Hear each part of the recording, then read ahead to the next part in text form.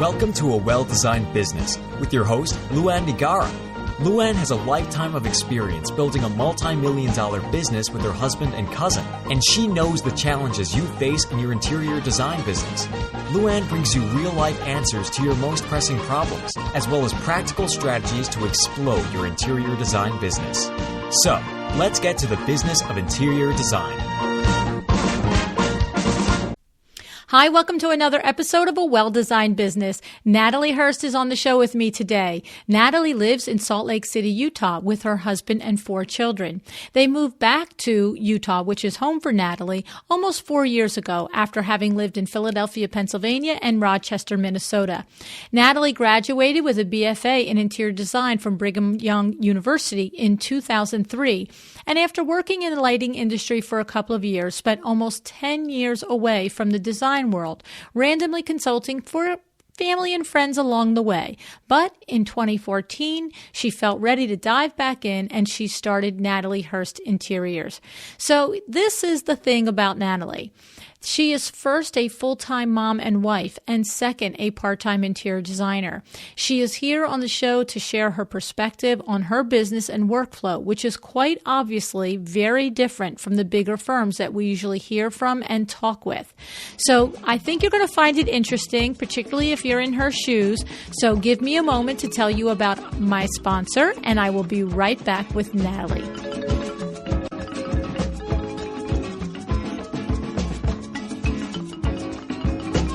My great thanks to My Doma Studio, our podcast sponsor. What is My Doma Studio? Well, you know, as busy interior designers, that running your own design firm isn't just about designing. That's what we talk about here all the time, right? There's managing contracts, clients, payments, products, and a million other things that you have to have locked down. It is challenging, but you must run your firm efficiently so you can do the fun, creative things you enjoy so much. And that's where My Doma Studio comes in. I'd like to invite you to try My Doma Studio today. Go to mydomastudio.com/a-well-designed-business. Designers around the world are using My Doma Studio. What about you? Let My Doma Studio help you organize the business side and spend more time on the designing side of your firm. I'd also like to share with you that Vin, Bill, and myself are so impressed with My Doma Studio that we have invested in this company. So see for yourself what My Doma Studio can do for your interior design business. And if you visit using the link mydomastudio.com/a-well-designed-business, you will receive a special offer just for you as listeners of the podcast.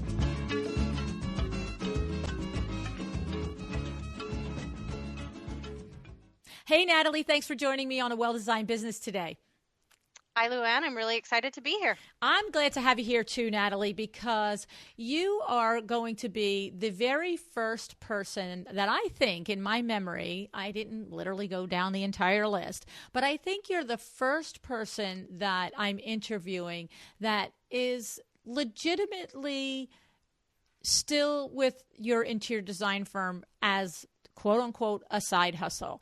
So you're a mother of 4 kids, as I said in the introduction, and I'm going to share with everybody what you said to me when we first got on the line today. And I asked, you said, thanks for inviting me for the show and everything. And we started chatting. And you said, honestly, when I got the invitation, I was kind of wondering why. Like, I'm sort of new in business and I'm actually only doing it part-time, right? And so, but we talked about it a little bit, and there are a lot more people out there in the interior design world in your boat than I think that we both realize. Well, you said to me, there are. So I think, I come in contact with quite a few, so I think this will be great. Yes. So we're going to talk about what you specifically said to me was that, well, I just want to make sure you understand. I could put 2 hours of work into my design business on Monday and maybe not get back to it until Friday or even 3 Mondays from now. It's sort of how my life goes. And so I think that's a good thing to talk about because you decided to, tell everyone how you debated on the decision to open the firm at this busy time of your life. Talk a little bit about that, Natalie. Sure. So I did go to school for interior design, worked just in actual lighting retail for a few years after that. And then we moved far away. My husband started medical school, actually, moved across the country, and I started having kids. And while I've always loved, design and followed along through either magazines or social media when that came about, I felt like at some point I knew I wanted to be involved again. But yeah, it took almost 10 years to decide that it was time again. And honestly, I'm not sure what made me jump in at the exact second that I did, but I feel like, truly when I think about things that I am passionate about and things that make me happy, my family is the top of that list, and then design and beautiful spaces. And I felt like it was time, even if it was at a busy point in my life where, kind of like we were saying before, it would take me longer maybe than some to go through this learning process, that it was time and I wanted to jump back in. Okay, so it's a completely unique struggle to running an interior design business that you literally make a conscious decision is not the priority of your day. And I think that's look, I respect it. I think it's a great that's thing. got to be an interesting, right, probably different from a lot of the people that you have interviewed, that I feel like, again, I don't want to treat it lightly. I feel like I am huge on my, client satisfaction and things. So I don't want it to sound like I may not get back with them for 3 weeks. I feel like I've had to be, learn how to be very organized to get things done in short amounts of time and be able to respond to them when they need and things. But yes, it's a conscious decision right now that it will be a part-time thing for at least a few more years. Right. And so let's clarify that point. We're not suggesting that you're working on a project in the middle of it on Monday and you pick it up 3 Mondays later. Sure. We're talking about if you end a project, you may or may not start another one that week or in a month or in 2 months or whatever it may be. It depends on your life at that moment. And that is, I think, like I do not recall anyone in a year and a half saying that to me. I think every single person I've spoken to has already crossed the threshold of, my kids have gotten a little older and I realize I could really devote, more time to this and really start to craft a, big girl business out of this, right? Sure. And honestly, that probably makes more sense. And I think that's why I, sat on the edge for a little while deciding, is this the right time for me to jump in or not? Do I want to wait till I'm at that point? But ultimately, I thought I might not be at that point for several years and I want to be involved. Right. So here you we wanted are. to do the design. You wanted to be involved in the design, right? Yeah. If you're going to do something in your, look, every person hopefully out there has understands that, being a mother or a father, a wife or a husband is a truly, that should hopefully be the thing that gives you the most joy in your life and is a great thing to do. But you also, every one of us needs that other thing. And That's so, true. The other thing could be exercise for one mom or writing for another dad or whatever it would be. And you just made a decision, well, I love design. So why do I have to choose to have a full-blown business that makes my whole family stressed or right, exactly. Okay, so I love it. Okay, but I have to say, I think that this probably does present challenges because on one hand, the whole thing is set up this way to not stress your family. But on the other hand, we all know that feeling of being in the middle of a project with a client. And like we said, if you're a responsible person, you don't just say, well, hey, lady, I can't do it for 5 days. Right. So how do you handle those types of things? Right. You know what? So when I first kind of started taking on clients, I was trying to find that, that balance. And that word is actually kind of funny to me. But I thought, okay, is this something where I'm going to say every morning I'm doing design things? Is this something where I'm going to say 3 days a week I'm doing design things? And honestly, and at some point I may shift and change things, but I could not find the right balance thinking about things that way. So honestly, the balance that I have found is I kind of have to be all in either on a daily or a weekly basis. So I will say, of course, this whole time, anytime I am taking care of my children and am doing the mom thing, but there are full-on weeks that I have some busy project going on, or we're finishing a project or something, and it's a design week, and everything else besides that project Keeping them alive. and keeping kids, alive. happy and dressed and at school and alive fall by the wayside. And I do have actually a lot of people ask me how I do it all. And I feel like, that's flattering, but if they could kind of see a day in the life, then that week, I hope nobody comes to my house and and sees what's still out or, whatever. Right. And that is the week that I am not at the school helping out. And that is the week that we don't have groceries and, and to somebody else, that kids go to school in their pajamas. Not quite that bad yet, but I'm sure we may get there one of these times. I feel like to somebody else, that may seem really disorganized and stressful, and I can understand that, but for me, that's actually the sweet spot that I found.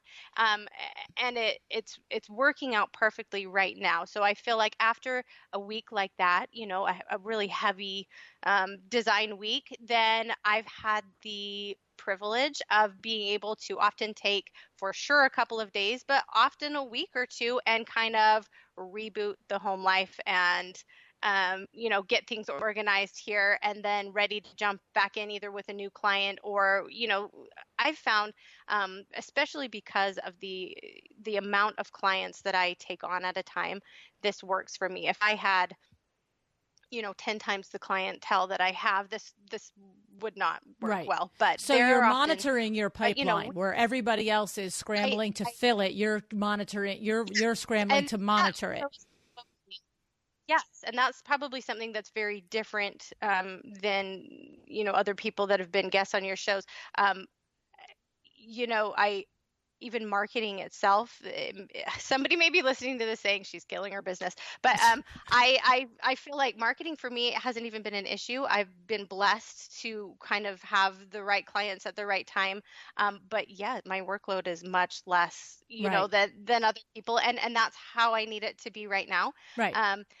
But yeah, so I've had the opportunity then to be able to either be in mid-project. We've got everything done that can be done up to this point. We're waiting for, furniture delivery or something. And that's an opportunity for me to jump back in and organize home life. Okay, so that's what I want to ask you. So what happens is you're approaching the organization in such a way that every project has different stages, and you're, rather than blocking your day every day from 10 to 12 while, half a dozen kids are in preschool and kindergarten or whatever, instead of doing that, you're just saying, okay, for proposal stage or for sourcing stage or for installation stage, I'm going to look at this week. And that's going to be the week I'm going to pay attention to design business. And then I'm going to, when that phase is completed, I'm going to step back and, schedule. Now, so I like that. That makes a lot of sense. My questions in there are, do you consciously schedule that, or does it organically happen? And what I mean is, so say you've done a consultation with a client and they accept your proposal, they sign on, and now you have to do a design presentation, right? You have to do the concept presentation. Okay. So I'm talking about a signed client that you're doing the project. Do you then say to the client, I'm curious to know if you're this organized, okay? Do you then say to the client, okay, here's how it's going to go. I'm going to come back in, 2 weeks, because in your mind, you don't have a design week for for another week. I'm going to come back in 2 weeks. I'm going to present, and you have the opportunity, within X amount of days to say yes or no, because 2 weeks from then I'm going to source. And then or is it like when it happens, and you just sort of, how your life goes? Right. That's a great question. Honestly, both. Both happens. There have been times where it's more organic, and that just works with my schedule then, but I have to be fairly intentional about it. And I try to find that balance between being realistic with myself as far as what my time is going to allow me to do and when. And then also I don't, if I were hiring somebody, I would want to hear from them, within a certain amount of time. Right. You don't want to know that they just to see the next step. Yeah, exactly. So honestly, I would say mostly it's intentional, but yeah, some other designer, I don't know, I really only have myself to compare things to, but some other designer may say, let's schedule a time later this week for this next step. And I probably will say, let's schedule a time next week. Right. Okay. And then do you, I'm thinking about designers listening who are in your shoes. And here's a couple of questions that I'm thinking could possibly going through their mind. Number one, does every client that you work with understand your MO and understand, or you know what I'm saying? Because I think that would be a part of the success of it if they get it, right? Almost. Yeah. That is a great question. I will say so far, yes. And I feel like that is also something that may change the longer that I'm in business. But I feel like, yes, that is something that isn't necessarily a part of my, initial presentation or something like that. But they do understand that I'm a busy mom, and that while I try to be as professional as possible, there will be times that right, something at home takes precedence. So one of the things that we often say to new designers starting out is to act as if you're already a big firm. Put your face out there, put everything out there as if you're a big firm. But the reality is that if you do that all the way through and you're not a big firm and you don't have the time and intention to do it full time, then that's not actually great advice. You know what? That's very true. And I have received that advice. And I think that there are some parts of your business that yes, I do. Like the way you run your books, the way you do your purchase orders. But I got to believe the way you that present your information and, things like that. But yes, I feel like candor and authenticity is got to be a huge part of my business at this point. I don't think that, because to me, it speaks more to the way we always tell the designers to, like you just said, be authentic so that you find the client who will resonate with you. And so in this case, the high-powered, executive that is going to fly in and out of Salt Lake City every 3 weeks to have all this stuff get accomplished and, on their schedule is not going to be your client. Not my client. No, because that could be the week that you're at Disney with your kids, or you're just at the zoo that day. Yeah, and I feel like actually a podcast of yours that I listened to recently talked really great advice about how much to charge, and that you will attract the type of clientele that you want if you the way you set your prices. Exactly. Right. So if you set your prices, a low ball price, that is the type of clientele that you'll attract. And I do really agree with that. But I have had to set, a few other parameters in saying that they, have to understand, like we were saying, that there are times that I have family emergencies or kids that are sick or, or something like that. And I actually have,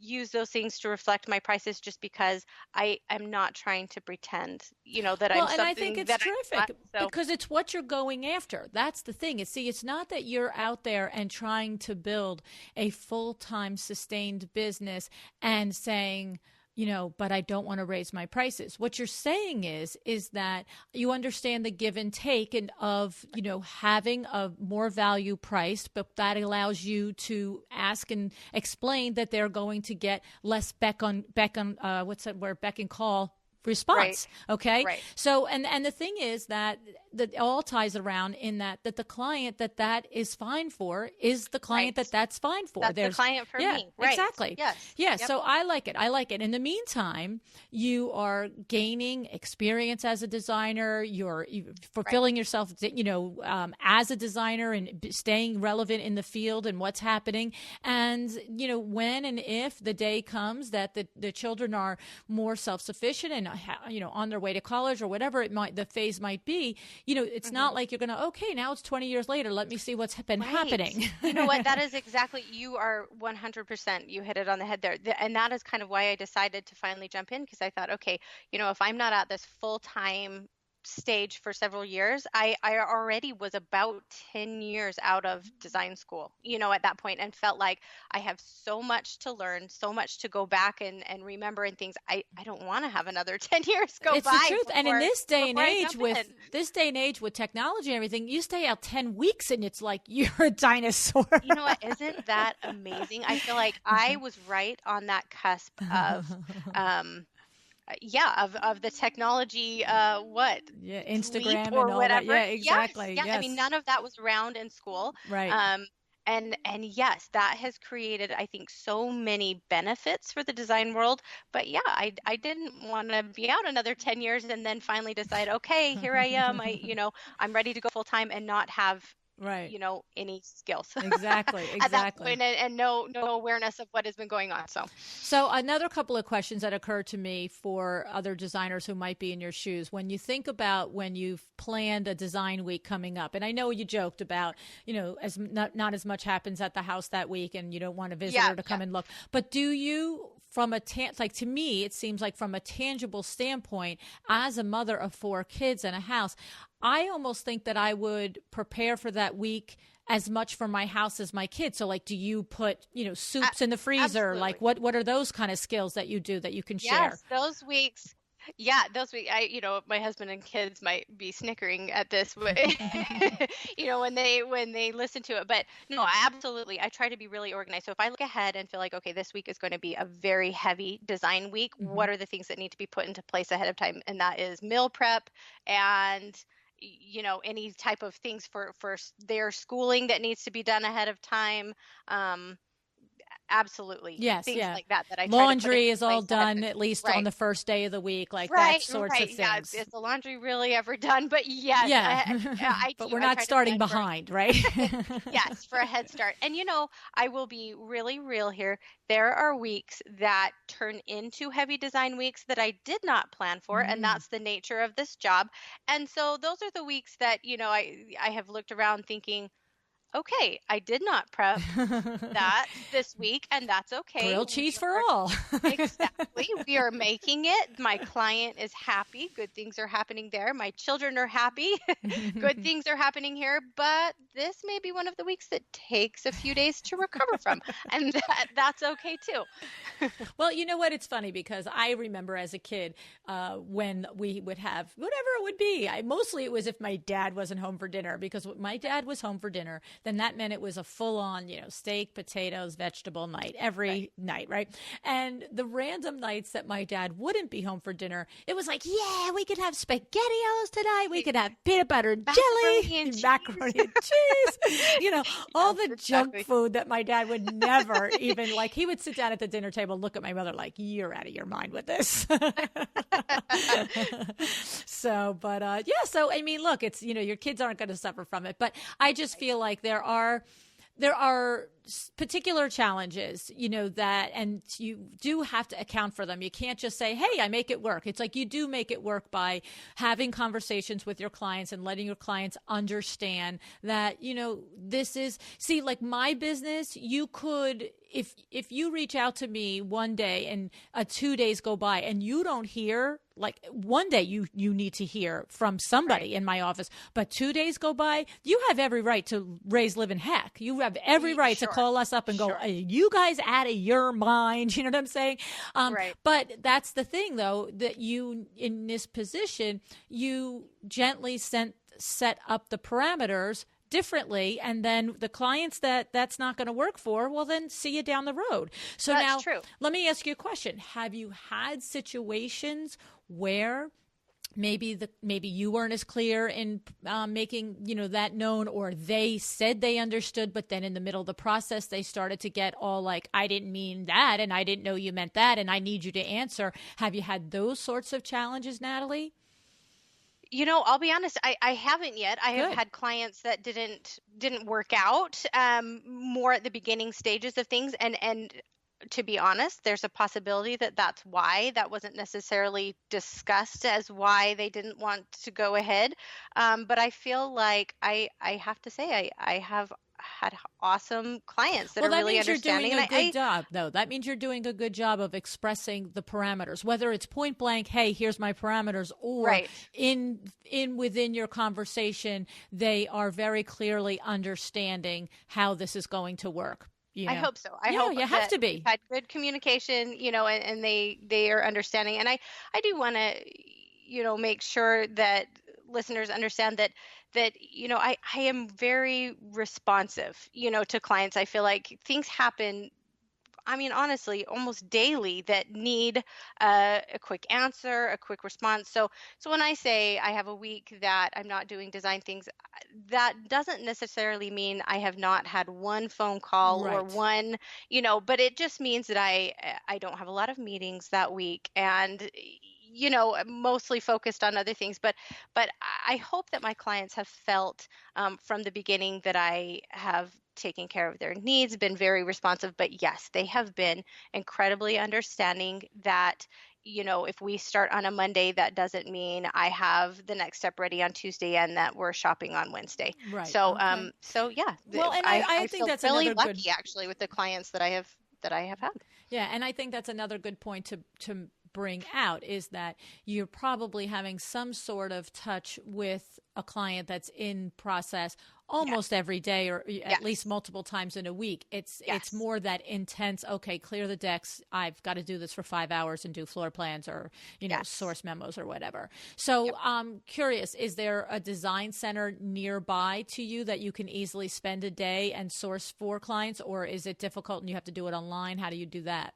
That's a great question. There is not a design center here in Salt Lake. There are some things, especially some things that are kind of starting. So I'm excited to see how things progress here in Salt Lake in the next couple of years. There is a fabric showroom downtown that I have used and enjoy going to, but a lot of my sourcing is online. Now, that fabric showroom, it's a retail showroom. It's not a trade showroom. It's a trade showroom. Oh, it is a trade showroom. It is. Okay, Yep. well, that's helpful. Yeah, That's that helpful. is really helpful. But I will say that partially because of the resources that are here and partially because of my stage of life with this business, a lot of my sourcing is online. Okay, and so now there's challenges that have come in that. So what happens when, like, is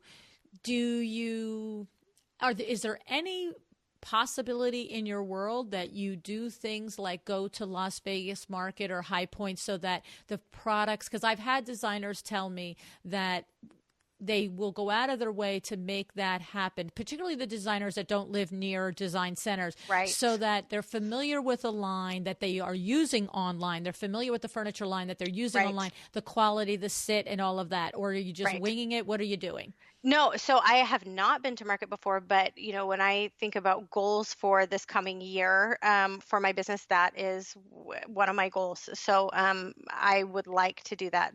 The Vegas market is very close to me, and that's something that I would like to explore. Yeah, put all the kids in a car and go, and let your husband sit at the pool with them. I'm going to make that one probably a solo trip. but yes, that seems like something that is a really good next step for me. I feel like, beside the sourcing online, there are also some local places that I use quite a bit, and so the kind of the marriage of those two things have worked well so far. But I feel like, in this, I guess, quest to make my business the best that I can at any certain stage, and also just learning and growing, that is kind of a natural next step for me. So that is something that is definitely on my radar. Okay, good. And I mean, I would definitely encourage you, if you do end up going to Vegas market this, in the summer or the winter coming, I would encourage you, the lines of furniture that you are and have already placed orders from, make appointments ahead of time with the showrooms that you are using, and let them put a face to a name. Let them. That's a great piece of advice. Because then what happens is, as a solo out there doing what you're doing, it's different. If I have a problem in my business, I can get on the phone and handle it, but it doesn't stop if I'm out on the road the next day. I have a whole staff that can continue to move that problem along. But as a solo, and the parameters that you discuss, you'll get better service and more response to the little bit of time and effort that you have, time that you have available to make the effort to make those follow-up phone calls and resolve those problems if they know you. Right. So I would that definitely makes encourage a lot you to of do that. sense. It works good. Okay. So, all right. So now let's talk about some of the, we've discussed challenges. There's no question, but talk about in the actual day-to-day of doing and executing a design project that you do set down and put aside sometimes for a day or a week at a time. It seems to me that it must put more of an onus on organized, systemized record keeping, so that you don't sit down at your desk every time a week and a half later and go, where the heck am I on this project? Right. So do you have systems for that, Nat? I feel like this is something that I am constantly, looking at things and trying to figure out what is the best fit.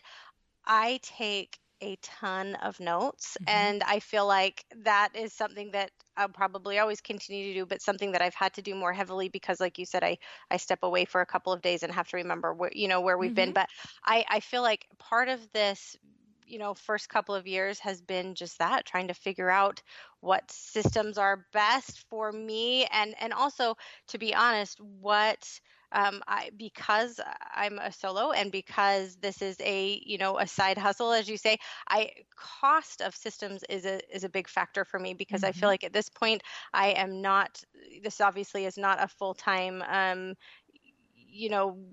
primary source of income, but I have to be careful to not be in the red.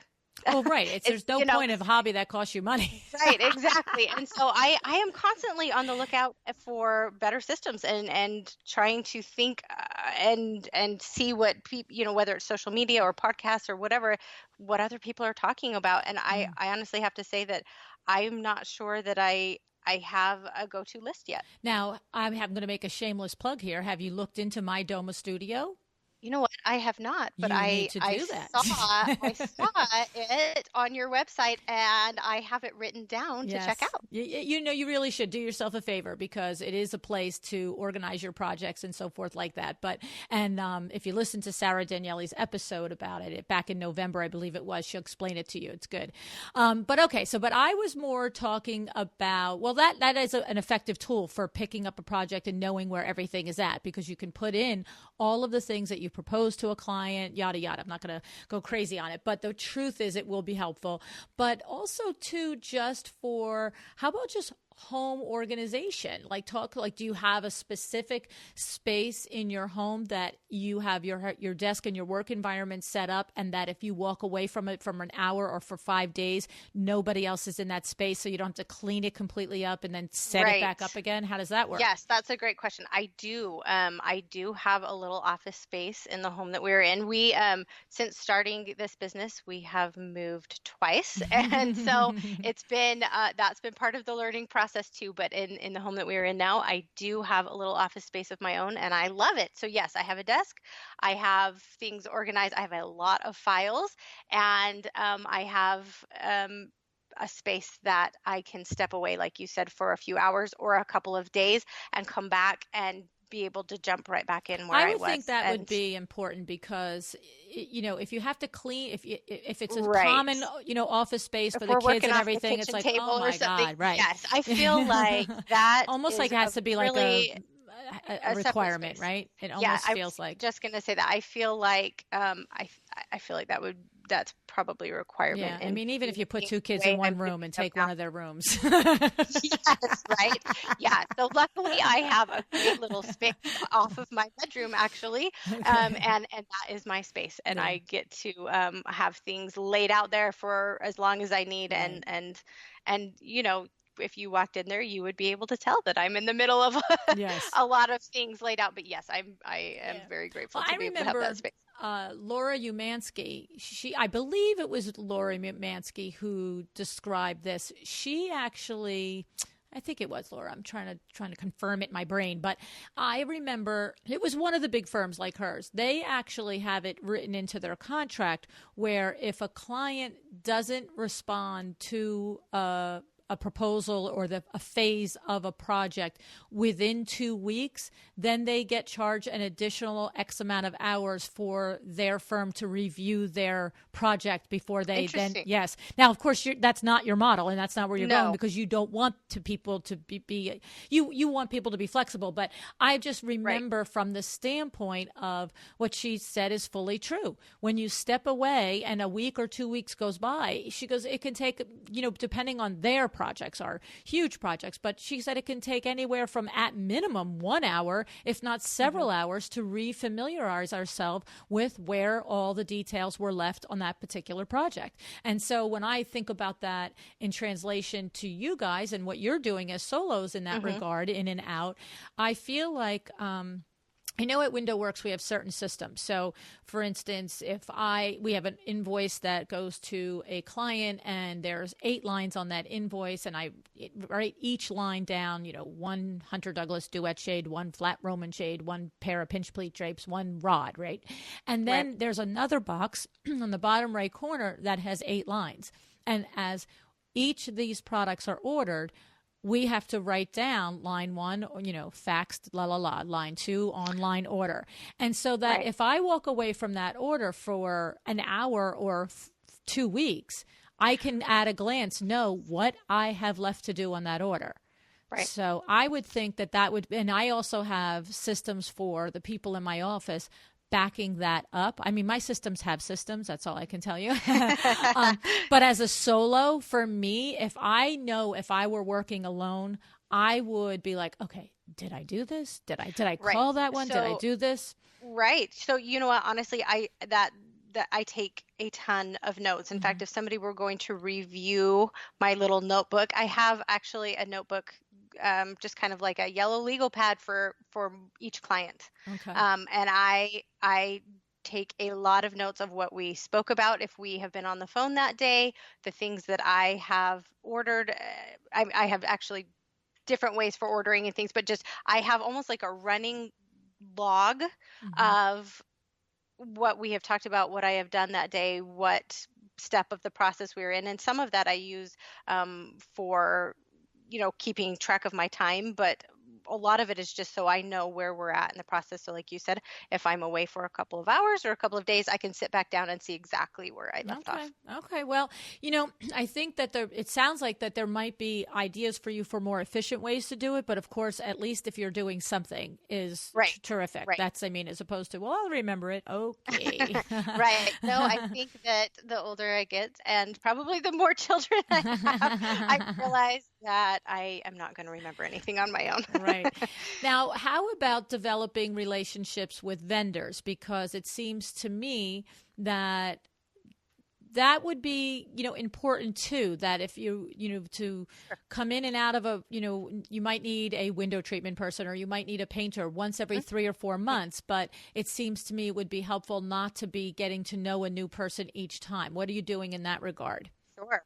Yeah. So I will say that how that has come about is just kind of as I have needed those people. So when I, 3 years ago, when I started taking on clients, if I needed to do window treatments for that, for that client, then I went and found somebody, and I still feel like I'm involved in that process to some extent. But now, having been in business for these few years and had a pretty wide range of clientele as far as what their needs have been, I have sort of collected my my vendors as we've gone as far as what clients' needs have been. So I have people locally for each of those things that I like to use, and I feel like we have a good understanding too. They know that I am not the designer that's going to need them weekly necessarily. Right. But I feel like I have been able to create good relationships with each of these vendors, and that's kind of how I've gone about doing it, as opposed to, I know, if my business were structured differently, that would have been probably first on my list before I'm even taking on clients to go and meet vendors and have all that in place. And, I've taken a slower approach to it, but I feel like that's been okay for me. As a project has needed certain things, I've been able to go out and find vendors and then use them again and again, even if it's not weekly. It's true. It may be several months before I need them again, and then it's nice to catch up and we jump back in. And how have you, when you look back in the last 3 years, have most I'll tell you why I'm going to ask this question. Of course, in WindowWorks, I've had many, many, many, many, many opportunities to work with someone like yourself, someone who Sure. it's clear to all of us that you've made a Right. decision to run your business a certain way and not to be overly booked and to do a project when it comes along and it fits your Right. lifestyle and yada, yada. I find that those situations can be particularly challenging for me as the vendor because obviously the experience level is not there and Right. the systems are normally not there and the backup systems are not there. And so I feel like that there is a danger. I'm a woman usually dealing with a woman. And so I have a lot of compassion. I also understand where the position that you're at. I have raised children. And so Right. I feel like I give a lot of rope and I feel like I give a lot of help. And I think that's part of what we do at Window Works. But sometimes when I'm talking with a different trade on the same project, and it might be somebody that, I don't know, just doesn't have the tolerance or whatever for Sure. the lack of streamlinedness or the lack of communication. So I'm wondering, have you developed, because I just feel like sometimes designers should say, what would you ask me to do differently that I could make this a better scenario? So my question to you is, you will know if your situations have been good if most of your jobs have been without problems. And I don't care if the problem in your mind was created by you or your vendor. So when you look back Sure. over your 3 years, do you find that you've had difficulties with painters or with tilers or window treatment people and that not, and I don't mean that you don't come out of it whole. I don't mean you don't come out of it Sure. friends. Sure. You know what I'm saying? Yeah.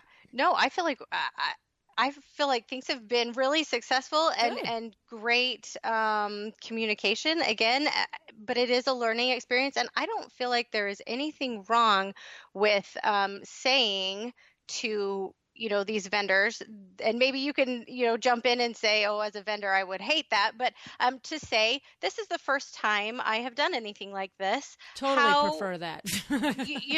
at what can either, and I have said this quite a bit, over the last couple of years, what's our next step, or what do we need to do to have this run smoothly, or can you teach me about these two things, and then I'll know how we're going to proceed. And I feel like there's an attitude probably in every industry, but of this one, kind of like we were saying before, of just kind of forge in and pretend like you know it all and learn as you go. And I do think that there are times that is necessary. You don't want to look like you're not knowledgeable, to your clients. But I have felt like, to vendors especially, there's been nothing wrong with me saying, I'm new at this. I'm just starting this out. I know that this is the final product that we would like. Can you talk with me about how we get there? I agree. And then I learn a lot, and then the next time I don't have to do that with them.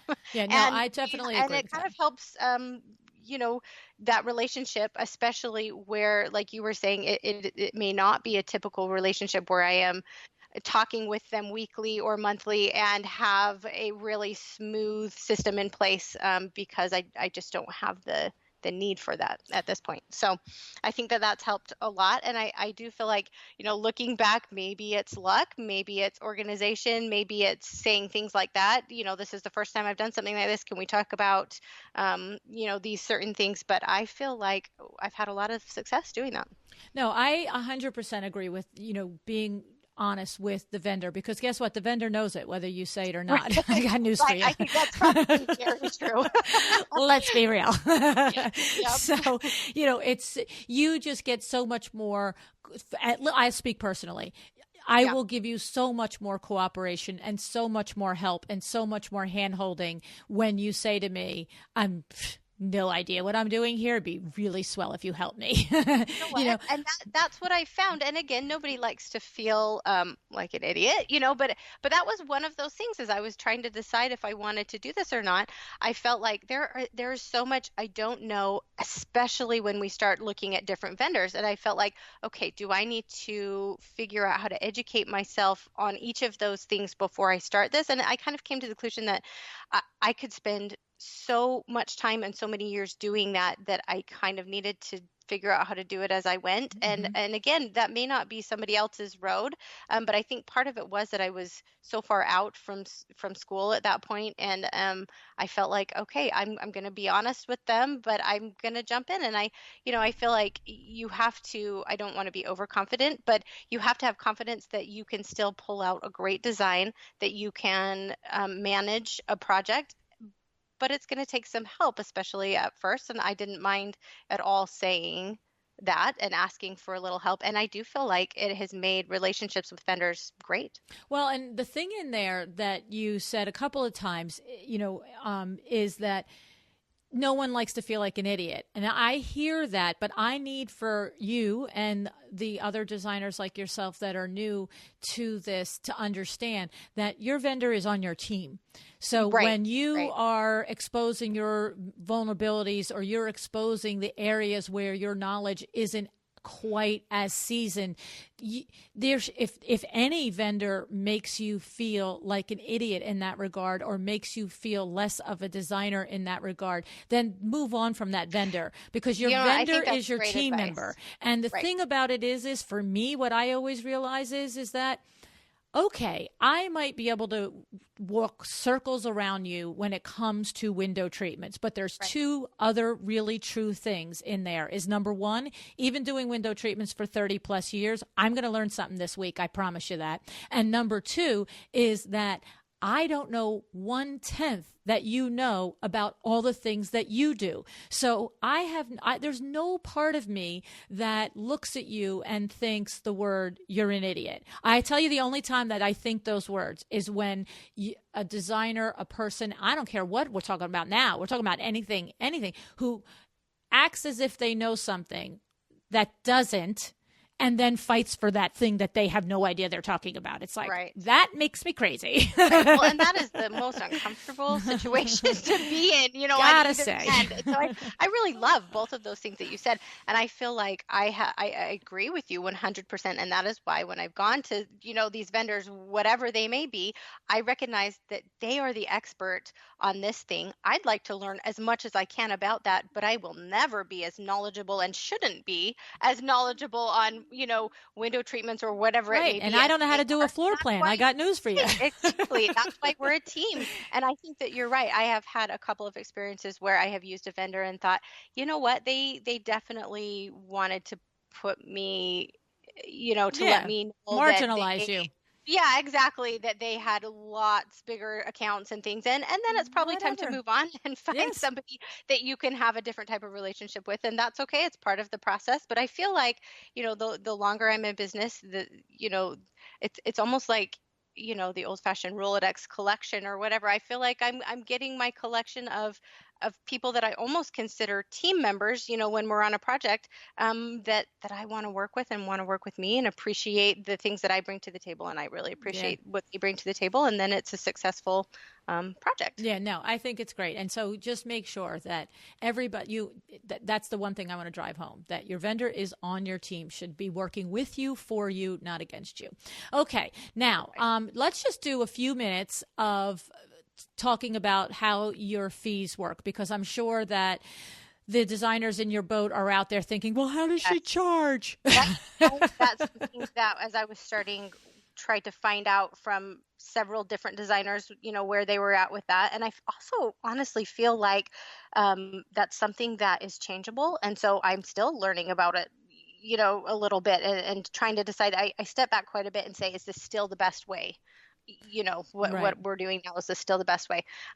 Actually, one of the best pieces of advice that I got as I was starting, I had the opportunity to sit down with a couple of local designers that started similarly, and ask them questions. And one of the best pieces of advice I got is, as far as fees go, there's lots of different ways to charge, and we can talk about that in a minute. But she said, when you feel that you are too busy to continue to do things the way you are successfully, you need to either change how you're charging or up your prices. Right. And I have thought about that several times, and I think that's such great advice. Instead of running around feeling totally frazzled, with the workload. And again, my workload capacity is different than other people's, but that is time to reorganize how I charge and probably up my prices a little bit.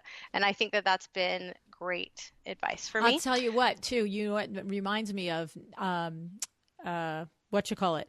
Natalie's, what was her episode number? Commander in Chic.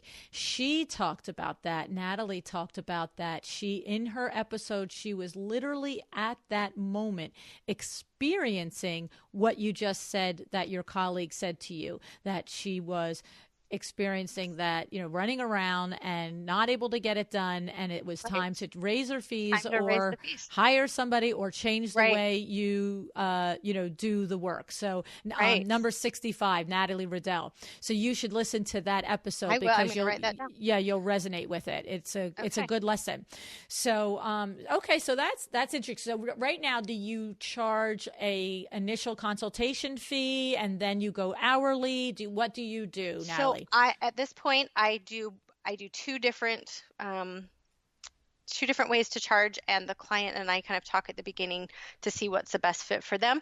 I do hourly, and that hourly is included with an initial consultation. So that's just time.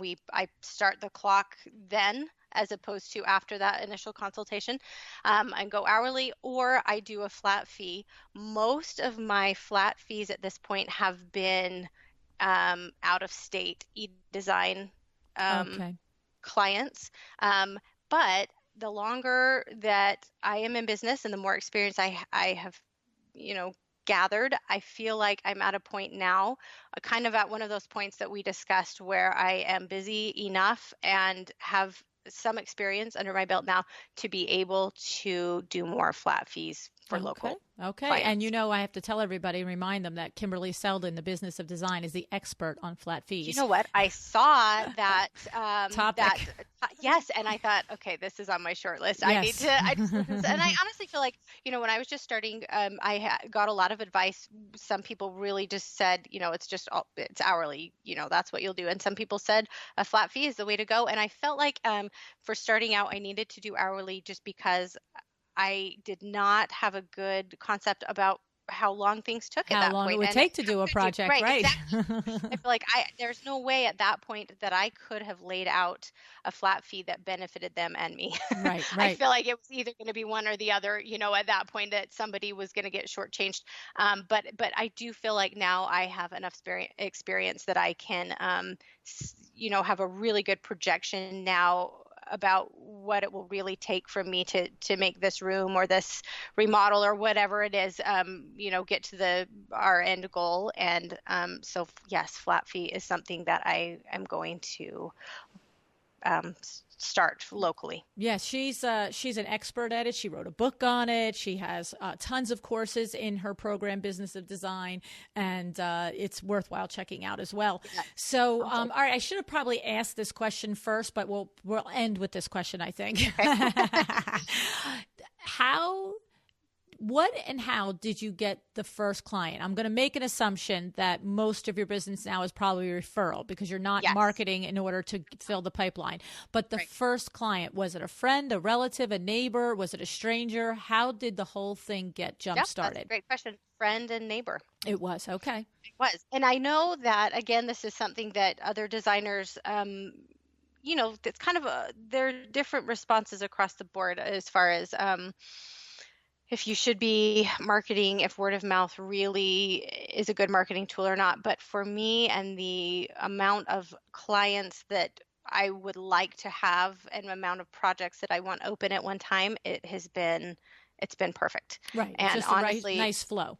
It is. It's a nice flow. And I feel like if we got to a point where either there was a big lull, then I would need to look at something else at this point, and I would need to figure out some other marketing tools. But yes, for me at this point, I feel like your location probably has a lot to do with that. And my location right now is such that word of mouth has been referrals, just an excellent marketing tool for me to the point where I have not had to look into anything else. And so I would assume that within reason, no follow-up client for when one project finishes is probably just not a problem. If it goes a week or 3 weeks or a month till somebody else reaches out, it's sort of like, okay, whatever, right? I mean, how long? What is your length of time that you would be like, wait, what happened? You probably haven't had it yet. You probably always. No, honestly, I haven't, and I feel like, again, this is probably very different for a lot of your listeners, but hopefully this resonates with some of them.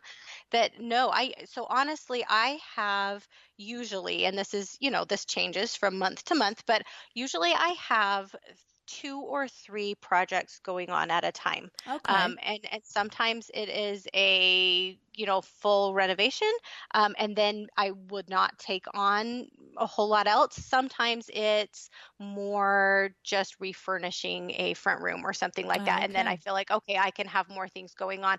But as I kind of structure that, if I see a few things getting finished up, and only have one thing going on, then I'm kind of on the lookout. And when I say I don't do any marketing, I talk to people, Right, and right. You might mention it at a PTA meeting as opposed to not mentioning it. I do. Yeah. There are lots of, I'm always surprised at how many opportunities there are to not necessarily, plug yourself, but just it comes up in conversation quite a bit. And I could avoid that, I guess, but I don't, Right. and so because of that, I feel like, if I have certain things finishing and only have maybe one thing going on and feel like, okay, if something else on the horizon, then I try to talk about it more. And that honestly has been a help also. And so I have had a nice flow to this point. I feel like if we got to a point where there were several weeks where I, was not opening any new projects and hadn't had any type of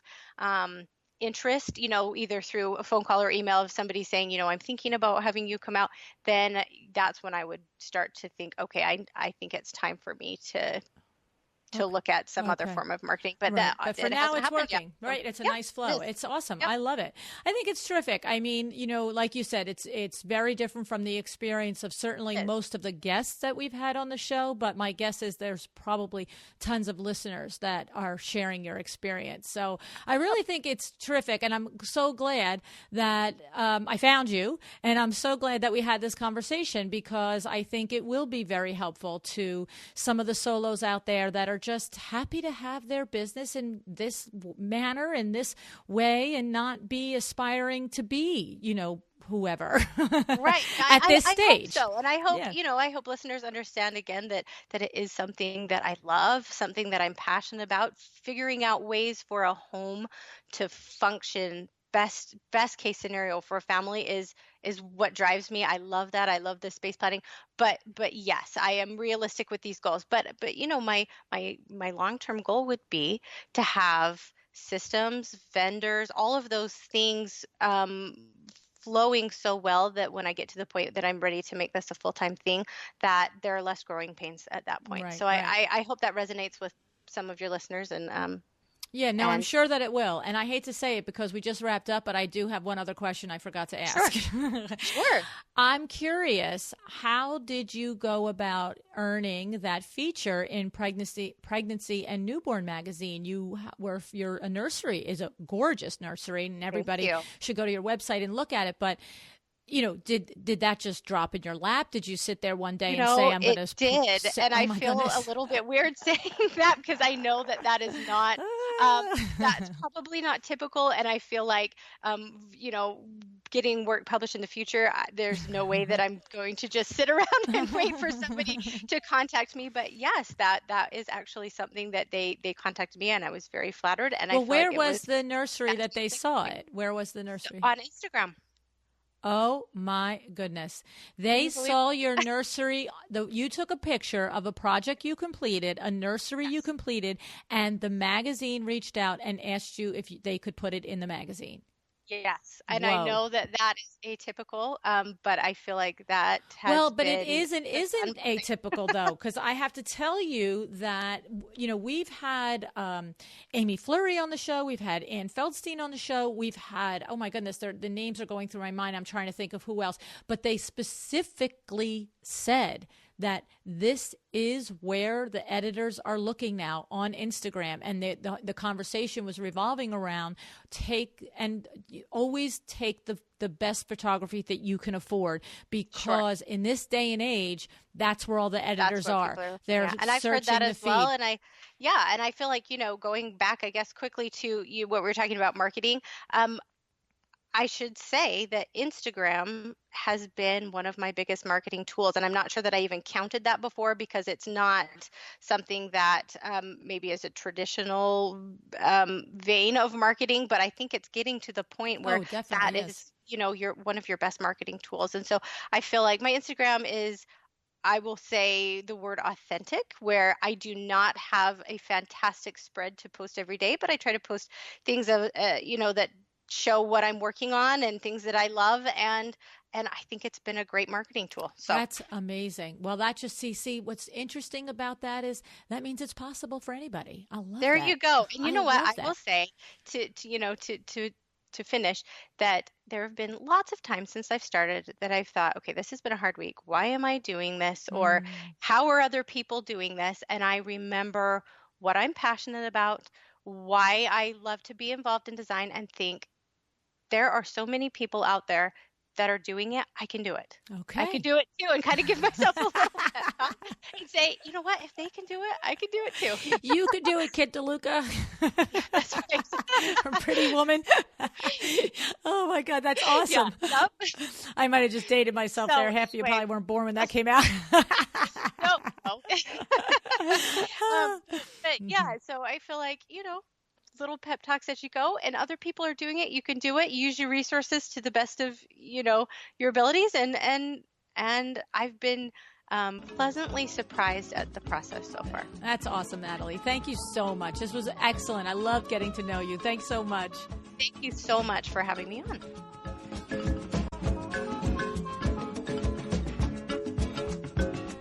Thank you so much to our sponsor, Kate the Socialite. Are you tired of trying to create your email newsletter? Does lack of time or lack of know-how always stop you in your tracks? If it does, believe me, I feel it. I know what you're talking about. It's enough already. Claim your spot in Socialite Subscribe. This is a monthly service created by Kate the Socialite that delivers gorgeous, pre-made newsletters that you or your assistant can customize and send out in minutes. Go to socialitesubscribe.com today. And you know what? If you use the code LUANN20, LUANN20, you get 20% off your first month. So another tip is head over to episode 104, where I've interviewed Kate the Socialite, and you'll hear her explain to you all the different ways that her company can serve your interior design firm.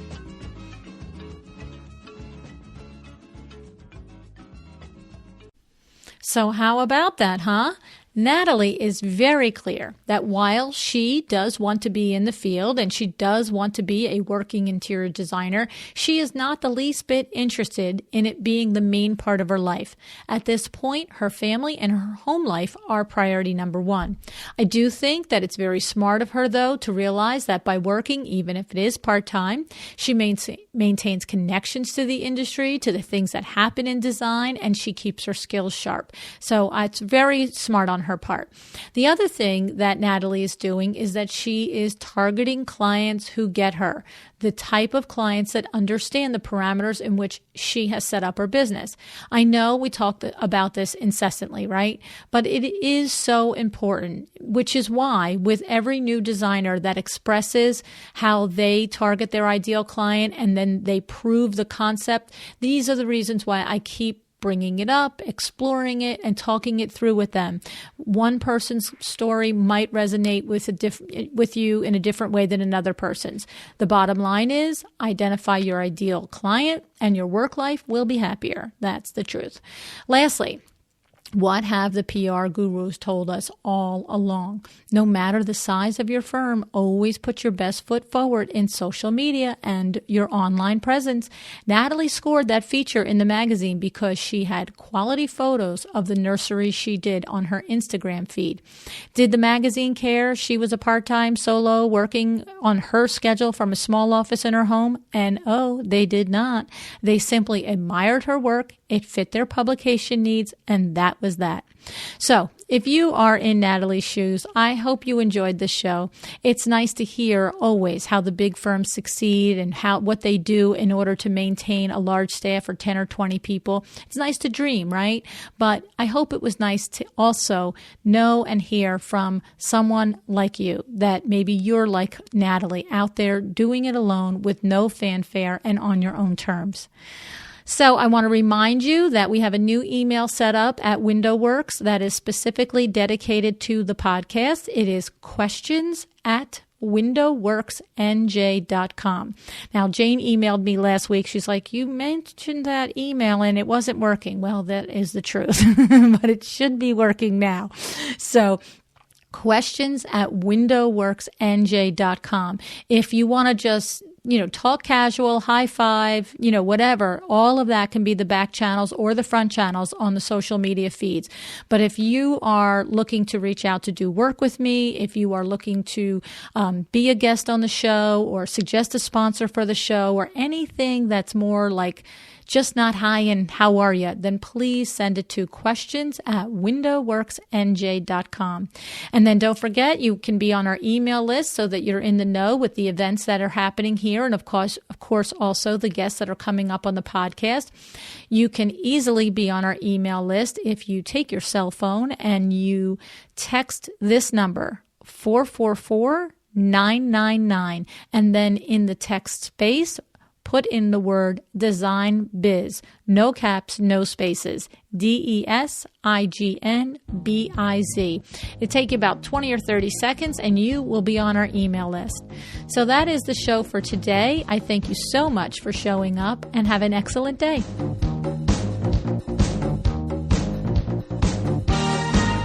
Thank you for joining me again today for another episode of A Well-Designed Business. This podcast is a production of WindowWorks in Livingston, New Jersey, your trade resource for custom window treatments and awnings. Learn more about WindowWorks at www.windowworks-nj.com. All of our music is original music by Room 2 Productions. Please contact us if you want to learn more about original music for your business or your events.